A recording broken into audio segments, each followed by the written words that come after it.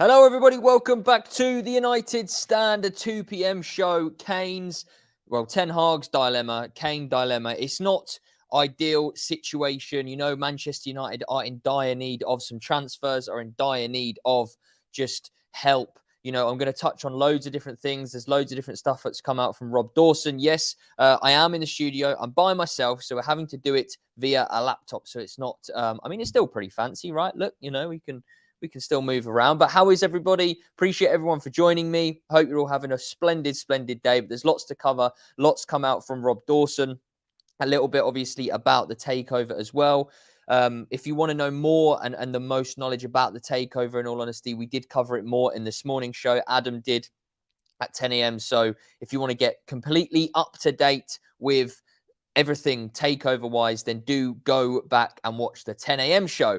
But welcome in, everybody. No, welcome in, Glenn. With the first chat that I see of the day. No offense, but wanted Mark. Well, you don't always get what you want, but at least there's no offense. I won't take any offense. But yes, how is everybody? Let's get straight into it. As you can see by the title, the thumbnail, Kane transfer dilemma. Now this does come in from reports coming in from Rob Dawson from the ESPN.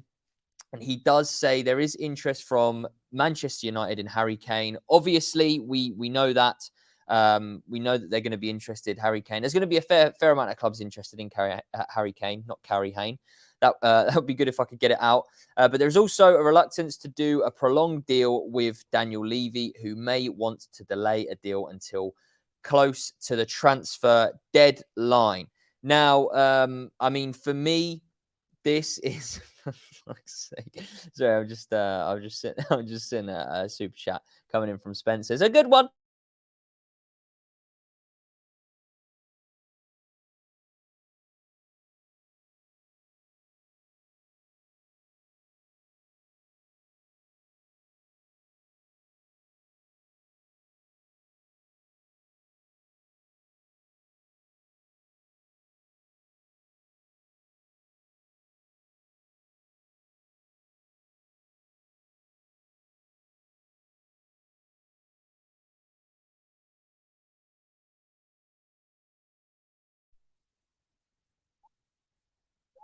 Hello?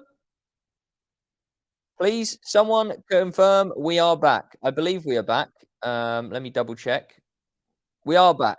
Okie dokie. My Wi-Fi dipped out, or the studio's Wi-Fi dipped out there. There you go. Have a little giggle.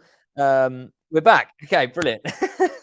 Interesting way to start off the show. No, Ollie, I don't need a new laptop. It's brand new.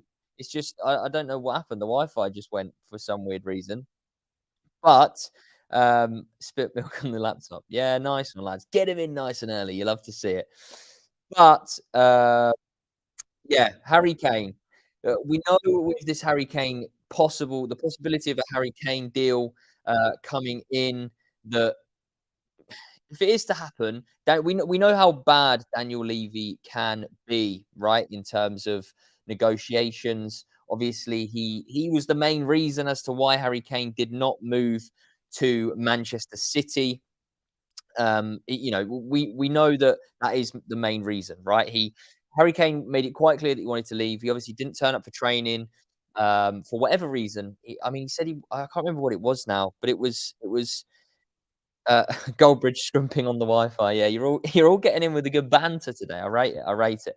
But yeah, we know that Harry Kane, if this deal is to go through, realistically, we know that Manchester United do not get deals done early. That's a fact. And we know that Daniel Levy is a bit of an arse when it comes to deals and stuff. Why is it so zoomed? What do you mean, why is it so zoomed? We can zoom out a little bit. Here we go. Is that better? Is that better for everyone? Bloody hell. There we go. It's not that zoomed.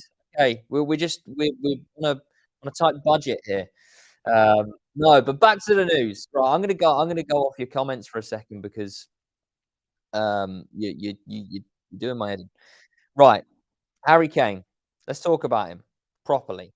We know that Daniel Levy is a bit of an arse when it comes to transfers. We know that Manchester United do not get transfers done early. So it's a pretty much a recipe for disaster when it comes to um, making this deal a reality. Now, regardless of whether you want Harry Kane or don't want Harry Kane, I think for me, uh, you know, and I look at it from my point of view of, and I think this is quite obvious. I think that Harry Kane, I'm in in the boat of Harry Kane, but that doesn't necessarily. I'm not. There's no discrimination or no. It's not the right word. I'm not against going and getting Victor Osimhen, Vlahovic. I just have a preference, right? Whereas I feel like a lot of people have, it's either Victor Osimhen or nothing, and I do think that 2 strikers are needed for Manchester United, um, regardless of who you bring in, whether that is Harry Kane, Victor Osimhen, 2 strikers are needed. So, yeah, that's the next thing. Michael, we're nearly 5 months. What are the positives for Levy even doing this? Michael, do you mean positives in terms of, what he's gonna get out of it? I mean, he's gonna realistically gonna get, 70, 80 plus million, up to 100 million for a player that has 1 year left on their deal, which is absurd. And Kane's gonna leave. He's not I really, I honestly think there's probably less than a 10% chance of Harry Kane signing a new contract at Spurs. Robert McCormack, you want Kane because he's the best striker, sensible. Now I know you're a good guy, Robert. You're a good guy. You see the sense. No, I'm joking. But yeah, no, I think that the point is it's gonna be a very, very tough deal to make happen, I think, in all honesty. And I did see a comment there of that someone saying, um we're worried about him dropping off because of his age. Now, I don't really see the argument in this. Sorry, I'll stop bashing the table because it's making the camera wobble. I don't really see a decline in his career, right? And I feel like realistically, even if he is to decline to a certain degree, when you're scoring, I don't see it being a drop off a cliff. I just feel like and that comment there doesn't make sense. Cyber Slider, I think your name is. 100 million for a 30-year-old striker with a ridiculous injury history is absolutely madness. What's absolutely madness is the fact that you're going into this narrative of an injury history when he actually hasn't had an injury in over 2 years now. He's playing week in, week out for an underperforming Spurs side. So the fact that there's still this narrative going out there of this injury, he's suffers really bad injuries, he's injury prone. No, it's all waffle. Don't listen to anyone who tries to put that narrative, you know, out there of Harry Kane is a very injury-prone striker because he hasn't been injured in 2 seasons or 2 actual whole years. Conversation with that is over. There you go, George. Kane isn't injury-prone, and that is actually one thing, you can throw out any other debate, in such of, "I don't wanna spend that amount of money." Fair enough. I don't I feel like we can go in, but to kind of put forward injury prone, no, doesn't make sense, and is almost just you haven't got a good enough reason for not wanting Kane, for want of a better term. If it's about injuries, go take a look at Osimhen's injury record. Yeah, so to be fair, like I don't actually know injuries, Osimhen's injury record, but I know that, it's not as good, and I feel like injury records, it's not ideal, and I feel like a lot of people are scarred at Manchester United fans-wise with what, like Martial's injury record is, Cavani as well. Charlie, do you not think there is a better younger option for us to focus finances on? So Matt, sensible comment, Matt. Thank you for your sensible comment. Um, Now do you if you're on about strikers entirely, because I think that a striker is like the main there's probably what, 4 positions that need fixing or not or adding to. You've got your striker, you've got a centre back, you've got a centre midfielder, and you've got a goalkeeper. Depending on, and it's not. I don't just mean by that is like one striker. I mean, there's probably 2 strikers that need to be added, 2 midfielders, 1 centre back, 1 goalkeeper. Possibly, if David De Gea goes, you possibly need 2 goalkeepers. I'm not even too sure. So, but striker for me is the priority position. Manchester United have struggled to score goals, you know, this whole season, even when we've had our main number 9 in Martial available. he hasn't really been scoring. So, I younger option, I feel like regardless whether you bring Osimhen in or Kane, I feel like you still need a younger alternative. I just feel like Kane is just the obvious and sensible option, in all honesty. A little bit of news that comes out of if Manchester United can't go out there and get Victor Osimhen or Kane, there are other alternatives that we are looking at. Um, and I just do think that we need to be very, very smart with how we approach this because every single team and their dog it knows that Manchester United is in need of a striker. So naturally, they're going to charge us 20, 30. You know, we know Man United tax is a thing, so they're going to charge even on top of that. Debtor Clan says, I don't know any Harry at United. He's injury prone. Also, he's old. Are you talking about um, that Mike sound is awful. Oh, for flip sake. It's all going wrong. Where's Ryan when you need him, eh? Where is Ryan when you need it? What's wrong with it? What's wrong with the mic? Is it bad? How bad? Crap. Let's just see if this is any better. Hold on. Bear with. God, it's a proper mic is fine. I see. Are you bantering or what? Is the mic rubbish or good? I need the next comments just a bit sandy. I mean, I'm apologies cutting in and out. Is that your connection though? Is that your connection? People saying it's fine. There's nothing wrong with it. It's not too bad to stop. Fine. Okay. Okay. Now better now. It's rubbish. I feel like. I mean, I'm just gonna have to crack on. In all honesty, it's been a shambles. It's been a shambles of a start, and this is what happens when you take the man known as producer Ryan out of the studio, and you have to do it on a MacBook. This is what happens. But overall, Harry Kane to Manchester United is definitely something that the higher ups of Manchester United, and maybe I'm not talking, I don't think necessarily that's the owners. I think that's the scouts and um, various. Let me bring the mic up and hold it here. How about that? Is that any better? Um, there we go. Kane goes missing in big games. What does that say for our players? We lost 7-0 to Liverpool. We've lost 6-3 to Manchester City. We lost to Villarreal. These are the big games which our players that currently play for Manchester United are look too loud. Oh, for God's sake. What do people want from me here? It is a shambles. This is an absolute shambles. Much better. Um, really good now. Okay. Well, I'm just gonna have to rest it on my hand like this. Brilliant. Right. Harry Kane to Manchester United. I really want it to happen. I'm sure that there are a majority of people out there that want it to happen. Also, I think that Harry Kane makes total sense for Manchester United, just the same as Victor Osimhen makes total sense for Manchester United as well, in a different aspect. Unfortunately, I can't do polls. I don't think can't do any polls. Can't really do anything on this laptop in terms of interaction wise. I can just interact with your comments verbally, but if Manchester United, you know what, you can just get your comments in. Let's just do a visual poll and just kind of gauge it from there.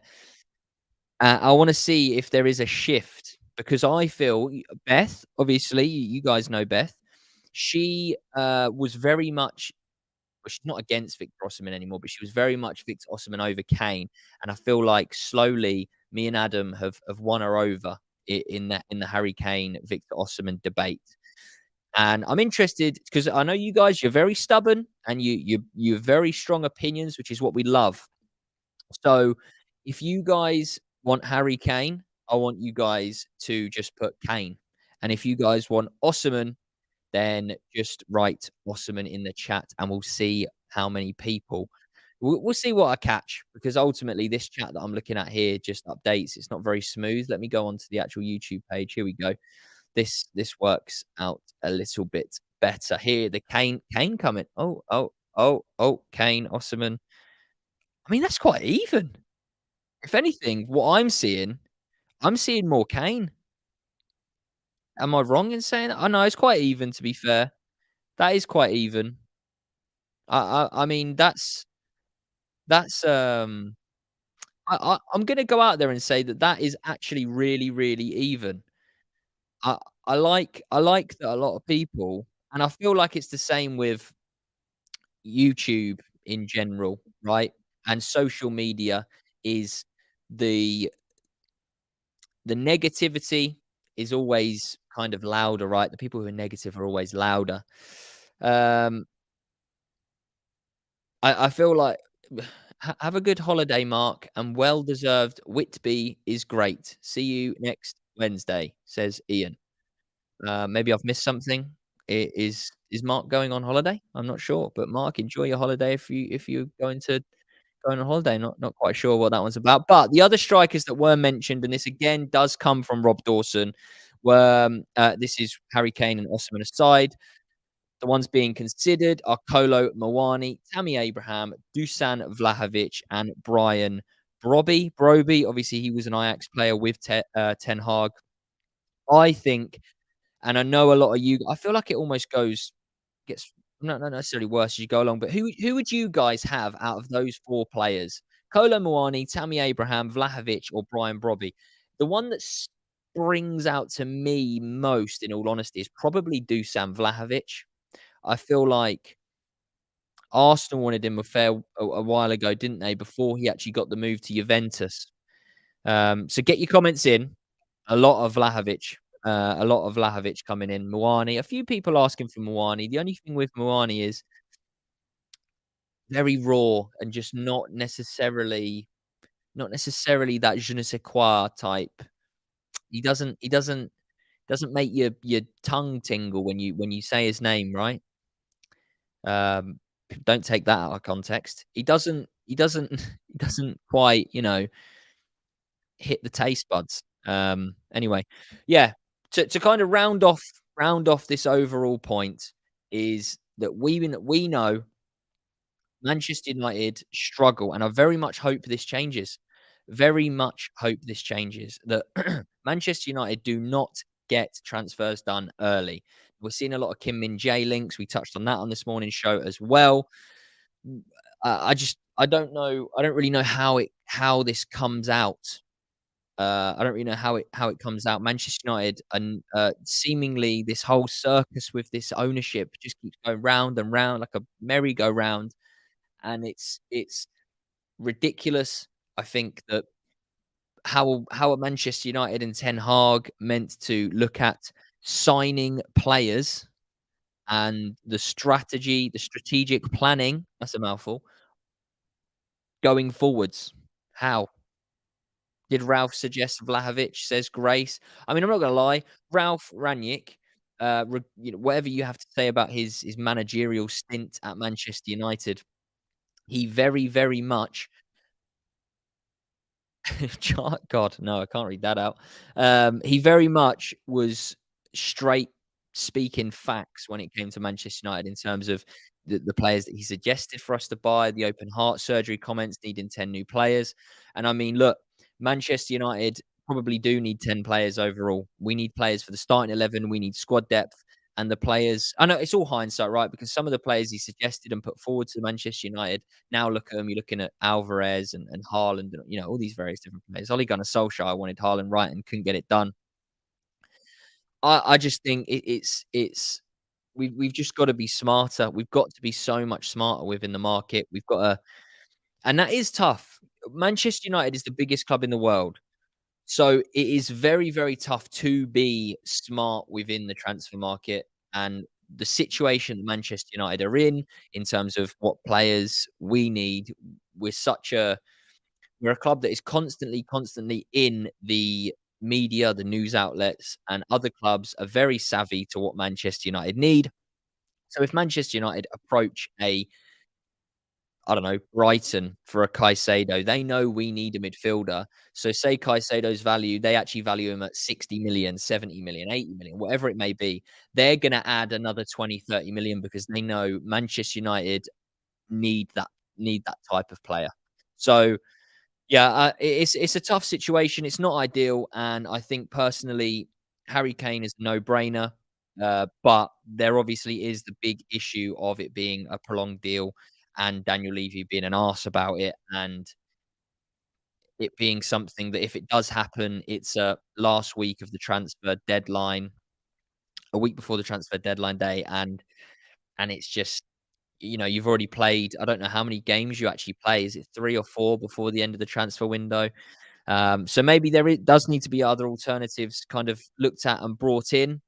I'd probably be happy with that, in all honesty, in the sense of, you can't put all your eggs in one basket realistically. No matter how good a player is, you can't go out there and put all your eggs in one basket. That's just silly. I think a lot of people in the chat actually asking just to sign Beth, just to sign Beth. I mean, fair enough. Um, not sure how Beth would get on playing up front for Manchester United. And honestly, I'm not quite sure on her football skills, but we'll move on a little bit. It's again from Rob Dawson. You guys are going to be buzzing for this. You guys are going to be buzzing. West Ham are likely to revive their interest in Harry Maguire after inquiring about the Man United captain in January. Oh my giddy aunt. What a day. I swear to God, yeah, and I mean, and I'll say this in the nicest way possible, but the day that a concrete offer or something like that comes in for Harry Maguire, however much it may be, I think that is a very, very good day. It's gonna be a good day. Lovely day. That and let's throw this out there. Let's throw this out there. What do you guys think of Declan Rice? Now, I know what the comments are gonna say already. You're gonna British bias, all this, blah blah blah, blah, but shush a second, hear me out. Is there a world? Yes, what they value him at 120 million? Have a day off. We're not getting that. We're not spending that. But is there a world in which old Scotty Too Hotty McTominay and Harry Maguire finds themselves going over to a West Ham as part of an exchange plus cash deal? Is that something that we'd entertain? Is that something? I mean, what do you reckon we could get 50 million for McTominay and Maguire? Is that something you guys reckon we could do? 50 million for Scott McTominay and Maguire, 25 million each. I mean, you depends. I mean, West Ham definitely obviously need to stay up. Um, Rice isn't coming with any sauce, so no deal. Yeah, Rice can be very bland. You guys are good today. You guys are good. Is that something that we should entertain? If Anthony is worth 80 million, Rice is worth 120. Yeah, we should do it. No brainer. Never seen Rice play better than a 6 out of 10. Blimey. When we played him, he was the best player on the pitch. Seems to be a common theme that the players that we're always linked to somehow just pull 10 out of 10 performances out of the bag. Um, yeah, defo swap them for Rice plus cash. That's the only problem, right? Say, because ultimately, when you're swapping a player, when you want to do like a player exchange type deal, it very much depends on what the other team values the players you're putting forward as, right? Because we could value Harry Maguire at 40 million and we could value Scott McTominay at 50 million. But ultimately, and then we might go, okay, well, that's 90 million there. You want 120, we'll go a little bit lower, and 10 million. We'll get so a 100 million deal we're kind of putting forwards. And West Ham might turn around and go, shove that up your router.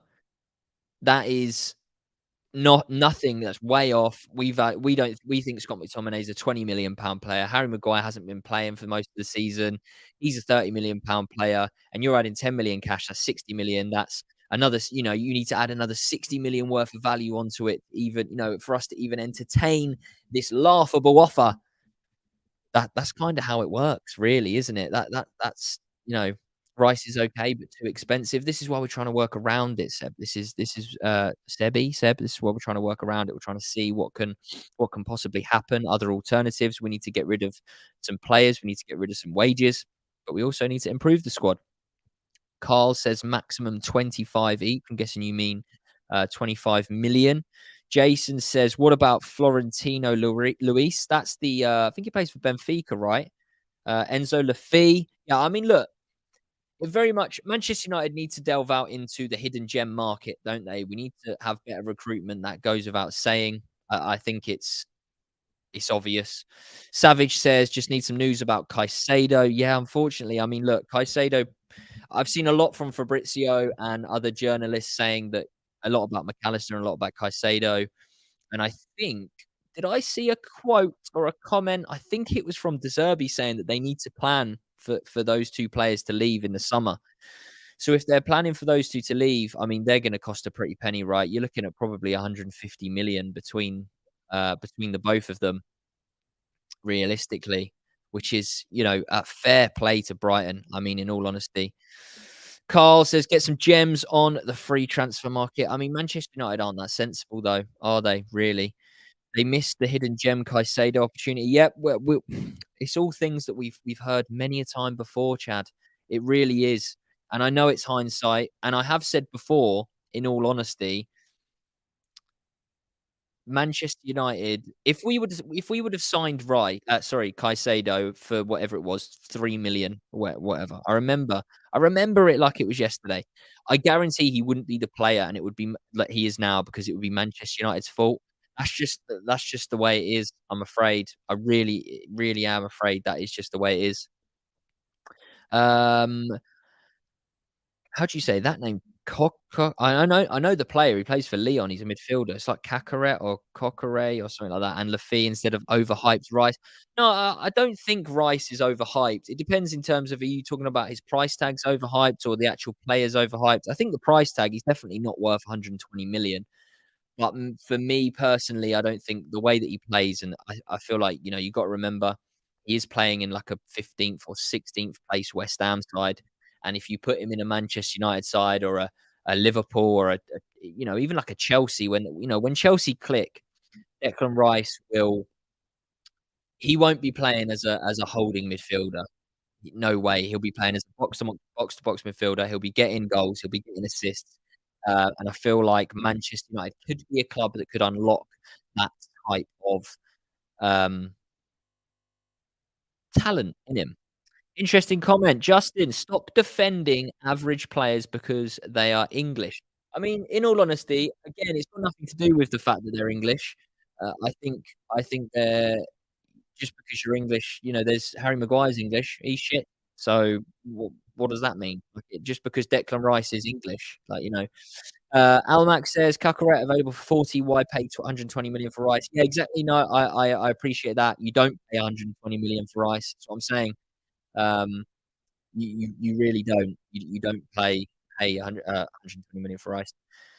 Rice is going to Arsenal. We need better than Rice anyway. Like Rice do for England. Haha, not quite sure what you mean.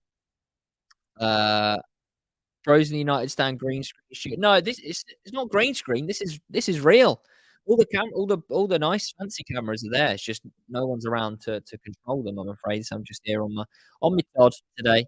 Rice made Casemiro his son when we played West Ham. Um, a bit too harsh, that, isn't it? Savage says Rice can carry the ball under Eric Ten Hag. He can improve. Yeah, that for me, that is it. That is it. Obviously, you don't go and pay 120 million for it, but that's why we're discussing the possibility of bringing in this player exchange deal. I feel like it's something that can be thought about. Rice is a 70 million player. I mean, again, it comes down to what the we would value Rice at, because I can guarantee that we don't value Rice at 120 million. If anyone, Caicedo for 80 million for me. I mean, yeah, Caicedo's a very good option as well. Very, very good option. Um, we need Fergie to clothesline Avram United SmackDown. I used to be a big WWE fan back in the day when I was a young buck. I used to love a bit of clotheslining and frog splashing and all that. Dawson says, "Just sell Fred." Completely off topic, but, fair enough. I feel like Fred's future at Manchester United is, uh, kind of coming to an end. But I'm not gonna lie, guys, this next story, this next headline, you're not gonna be a fan. You're not, and I know. Maybe some of you are, but again, there's very little who type in the chat, very, very little who will kind of be like, "Yes." I mean, unless it's all changed. I'm not too sure. I haven't done a show in a while, so we'll see. We'll see, but I don't know if most of you are gonna like this because it's to do with David De Gea, let's be honest. It is. And again, it's from Rob Dawson. Erik ten Hag would also like another goalkeeper. Even if David De Gea stays, there are concerns over his ability on the ball, but a new number 1 will likely have to wait. What do we think? Uh, I feel like I feel like this goalkeeper situation and David De Gea. Look, I'll be honest, and I said this off air. I honestly think there's almost now a David De Gea FC type cult fans, and I hate it. And I don't hate it because it's David De Gea. I just hate the fact that people see almost like through. It is literally like talking to a brick wall. You can't speak to them because it's everything else just kinda goes in one ear, out the other, straight over the head.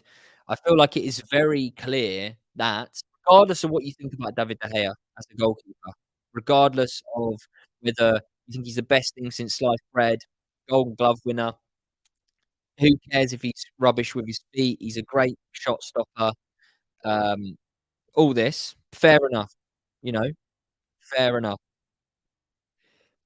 But David De Gea's time at Manchester United will sooner or later, within the next, I'd say 2 to 3 seasons past this season, then his time's coming to an end. So a new goalkeeper needs to be brought in, whether that is an understudy for 2 to 3 years under David De Gea, or that is a new number or someone to push David De Gea for number 1 to kinda get the best out of him, a bit like Shaw and Malacia, et cetera. I've seen a lot of, a lot of people in the chat. Let me go back to a few comments. How is keeper priority? I mean, I think this tweet is actually going against what you're trying to prove a narrative of the keeper being a priority, whereas this story is very much saying, uh, a new number 1 will likely have to wait, saying it's not a priority. I think we have bigger fish to fry. I feel like the striker and the midfield. I feel like what we've proven this season, as much as David De Gea does have a howler in him, I feel like, you know, you kind of spin it the other way. He has, and it's not just him, it does come down to the defense as well, but he has won the Golden Glove. We have got a fair amount. We have improved on clean sheets, etc. And I feel like a goal scorer is needed more than a goalkeeper. And we do need to improve on squad depth. But sooner or later, David De Gea is no longer going to be a Manchester United player. We're gonna need to bring someone else in. Jack Butland and Tom Heaton aren't gonna cut it, are they?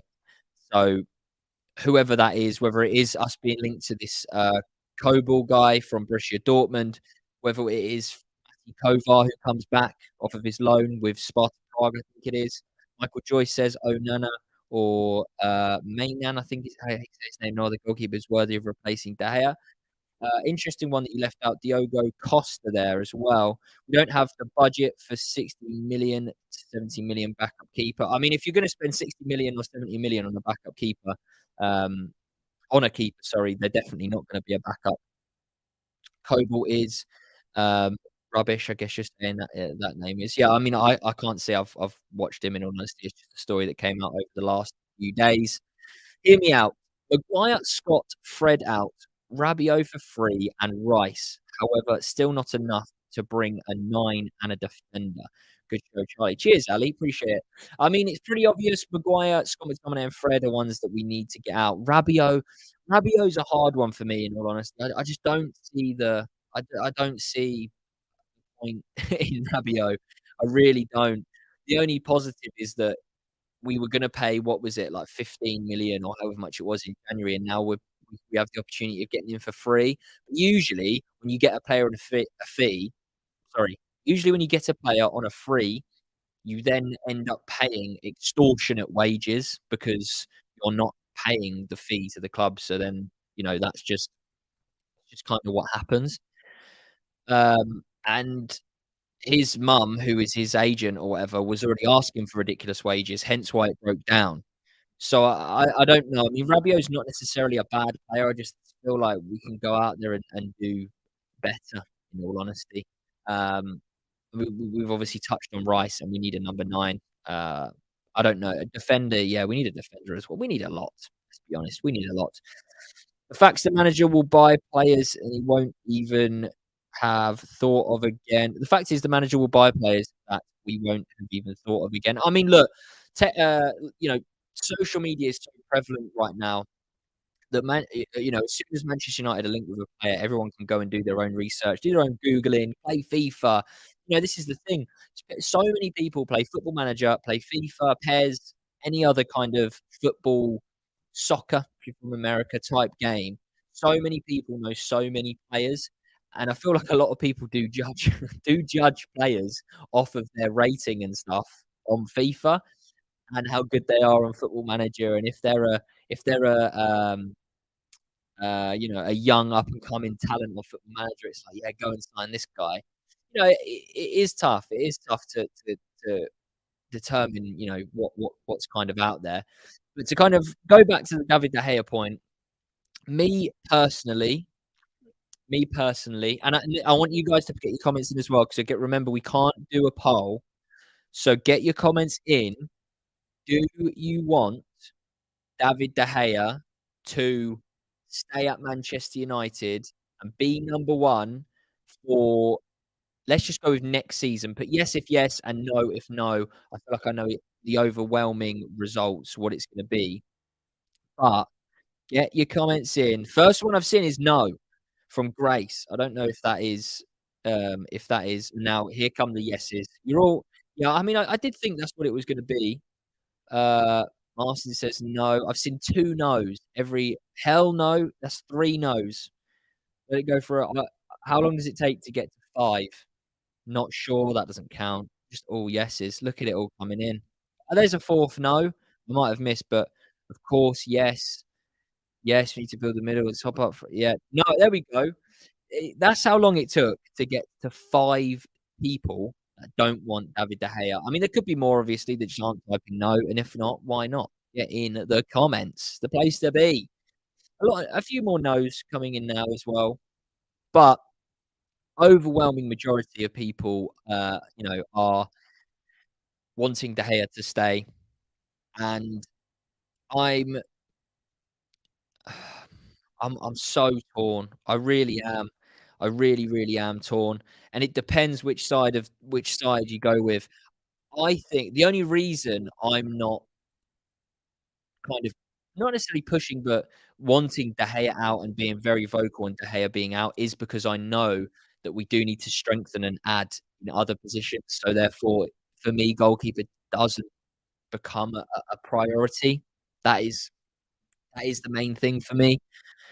I feel that striker, midfielder, 100% comes before goalkeeper, and then maybe you could argue goalkeeper's third position. That's just my opinion. That's just my opinion. Um, I I don't disagree that we need to improve on the goalkeeper, and I think you do. I hate to compare to Man City. You do go back to Pep Guardiola, and obviously transfer budget and everything that's completely different. But he did go in and he chopped and changed that back four. He chopped and changed the goalkeeper. Joe Hart was a huge fan favorite. He went in and he got rid of him. And, I think he brought in, I don't know if it was straight after Bravo, got rid of him quite quickly. And then, kind of moved on with the times. And we do need to do that sooner or later. But I do think that there are other priorities in all honesty. Um, in all honesty, I do. Steven says, absolutely no new information in this show at all. Charlie waffling on. I mean, there is new information though. I don't know if you've been. This was what I'm saying now is all new out just before we kind of went live from Rob Dawson, and then I'm just giving my opinion on it. So be quiet. But we can move on off the kind of De Gea thing. The overwhelming majority is wanting De Gea to stay. 100%. Little bit interesting. Again, as I said, there's a lot. I did see a comment come in actually asking about what the budget was. Um, and we did have a show yesterday. Adam had a show yesterday with Mark Ogden again. I think he's like senior chief writer at ESPN as well. He said about the budget being around 100 million, and then Rob Dawson's saying very, very similar. But Man United are working with a budget of between 100 to 150 million, which would be supplemented with funds raised by player sales. Yeah, so if that's kind of what we're thinking, I mean that obviously could change. I mean, we do usually get told that quite often.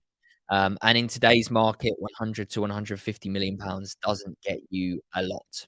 In all honesty, it doesn't get you a lot. Elliot says, "Did you see Ted Lasso berate the Super League?" I didn't, Elliot. I'll check that out. Grace says, "Striker, centre mid, goalkeeper, defensive mid, and left centre back needed in that order."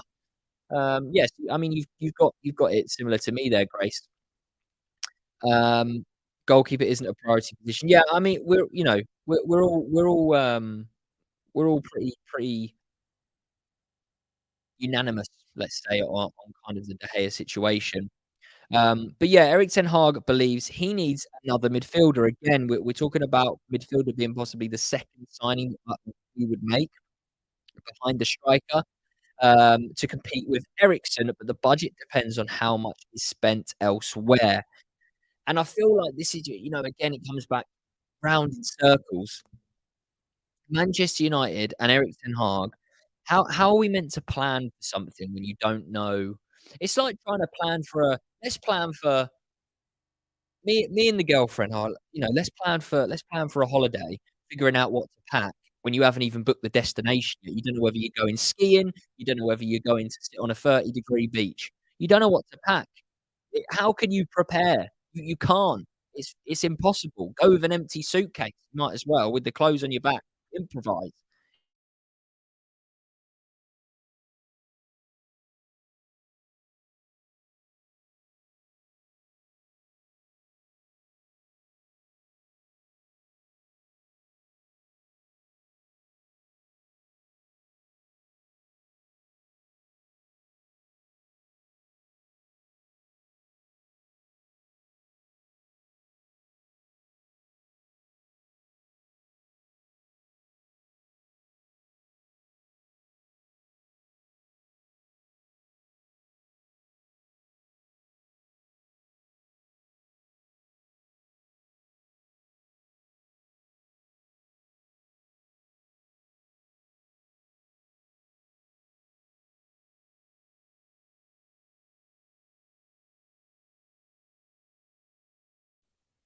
What a blooming nightmare. Right, are we live again? Are we live again? I swear to this thing is absolutely ridiculous. This thing is absolutely ridiculous.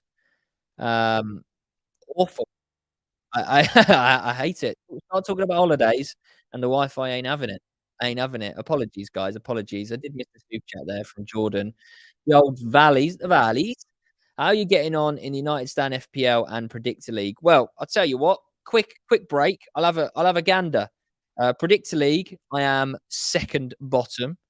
So no longer last. And I'll be honest, the FPL I haven't actually touched in a hot minute. Um, where did I actually get up to, in all honesty? Where did I get up to in terms of talking before I froze? It's not great, is it?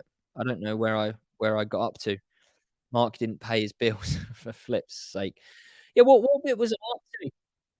I mean, look, Jake, terrible analogy there. Mark makes better analogies. Well, why don't you go and freaking go up his arse a bit more? Jesus. All right. Bugger off then. Someone making better analogies.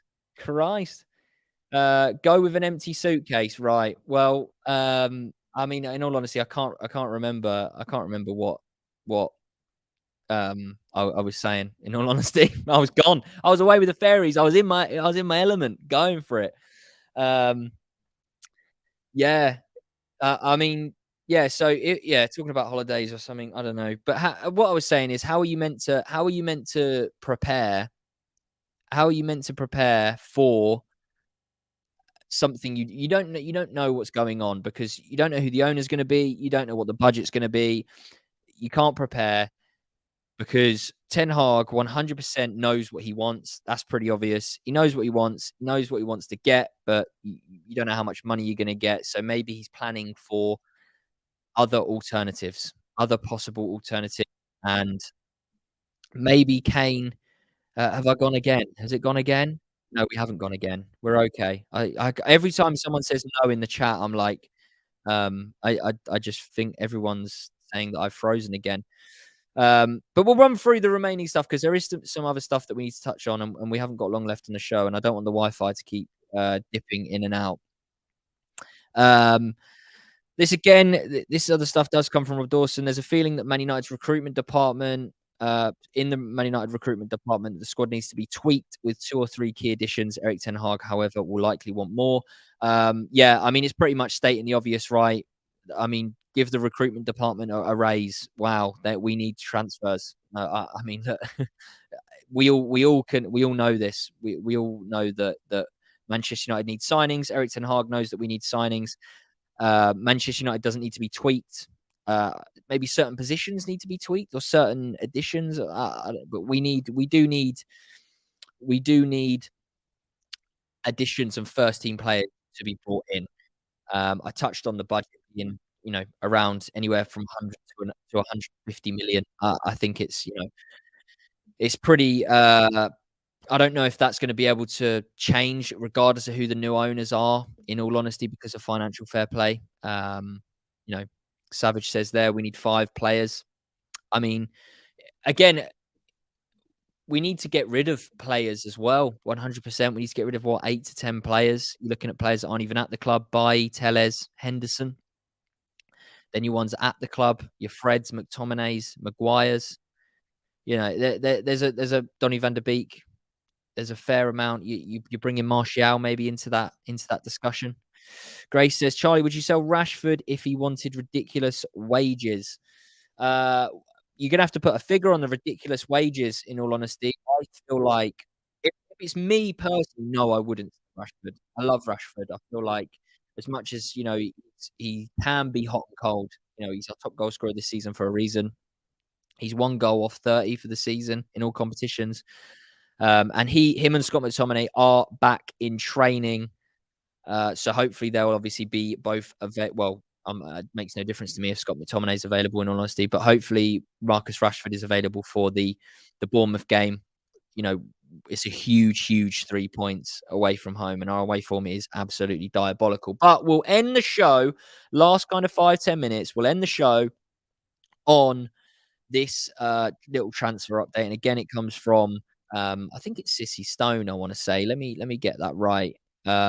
Yeah, so the at is Cy Stoney, sorry. So it's Simon Stone. He's obviously quite, I'd like to say quite a reliable guy. But this is again just kind of touching on the takeover stuff. And he's saying that Sheikh Jassim wants 100% control of Manchester United. Yeah, cool, brilliant. And his 4th bid is nearer to £5 billion. The view has always been that the Glazers will not settle for anything less than £5 billion. And Sheikh Jassim's team wonder if the Glazers even want to sell. I don't want to fearmonger, I think the word is. I don't want to, because I do think they will sell. I don't think this whole debacle would have happened. I don't think we'd be in this situation. I really don't. So, Jake says, we already know this news. Stop waffling, mate. Look, I'll be honest. This is what comes out. People want to know. Just because you don't like it, you don't have to sit here and listen. Okay? I'll be honest. The negativity needs to exit the room. Okay? There's hundreds of people. There's nearly 2,000 people in this stream that want to hear about the news. And unfortunately, you're not one of them. So unfortunately, you don't have to sit. Well, actually, fortunately, you don't have to sit. Listen. If you don't want to listen, then don't. Simple as that. I'm afraid. Sorry, I don't make the rules. But yes, I feel like Manchester United, the sale of the club will 100% happen. I don't think that this whole thing would happen and they just turn around and go, nah, don't fancy it. We're gonna stay. Because realistically, if they do stay, they're not gonna stay. they're not gonna stay for another year or, "Oh, we'll renew the contract for a year. We'll stay for another year." That's not gonna happen. That if they stay for a significant amount of time, a 5 to 10-year period, probably not even 5 years. You're looking at 10 plus years if they can kick it that long, you know? So yeah, if they I mean, no, they won't stay, but if they did, then, we're in a bad, bad, bad place, you know, very bad place if they do. Can we do a poll on Harry Kane? No, we can't. Not gonna say your name either. But guys, that's gonna round up the show. Apologies for some technical difficulties. Obviously, you guys said about the microphone, and then obviously we've had a bit of Wi-Fi issue, but good show nonetheless. Um, obviously, we're gonna have I imagine it will be a 7 p.m. show. I don't actually know that, but obviously we've got Manchester on That's Football, the watch along, which I imagine Mark will be doing the Man City and Real Madrid, Ala Madrid. We don't want Man City to be beating them. So yeah, I imagine it will be a 7 p.m. show on the United Stand, and then you guys obviously are more than welcome to head over to the watch along with Mark as well. Appreciate you all, and we'll see you very, very soon.